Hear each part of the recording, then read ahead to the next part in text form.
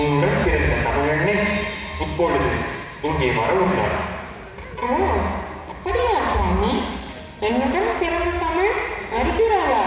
மிக்க மகிழ்ச்சி. அவள்தானே உலக மொழிகளுக்கெல்லாம் பண்ணை. நானும் தமிழை பார்த்து ஒரு நாள் ஆயிற்று. இறைவா, இன்னைக்கு மீனே இசை தோற்காங்க, பழமென்றாங்க பழையாங்காங்க, அற்புதம் போற்றி அநேகன் போல் பக்தி வலையை தருவோம் போற்று. தேவி, இசைத்தமிழ் மூலமாக என்னை பாடிய தேவார மூவர் முதலான 12 திருமுறை உள்ளிட்ட பன்னாளர்கள் அனைவரின் மூலம் நீயே அல்லவா வெளிப்பட்டாய்?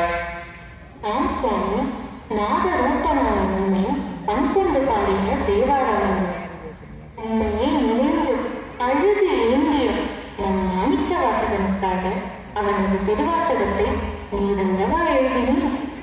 ஆம் தேவி, நம் மாணிக்க வாசகனை மானசீக குருவாக கொண்டு மாணிக்க வாசகன் புகழ் பரவிடவும், நம் புகழை அரிய கீர்த்தனை மூலம் பாடவும், நம் பக்தன் இசை புத்தன் ஆறுயிர்களுக்கெல்லாம் நண்பன், உலக மக்களுக்கு நன்னறி காட்டும் சித்தன்.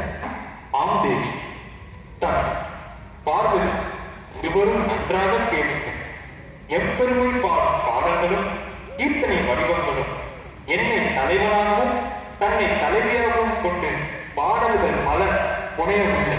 நம் அன்பிற்கினிய பக்தன் தாண்டவன் இதோ இன்று சீர்காழியில் பிறக்கப் போகிறான்.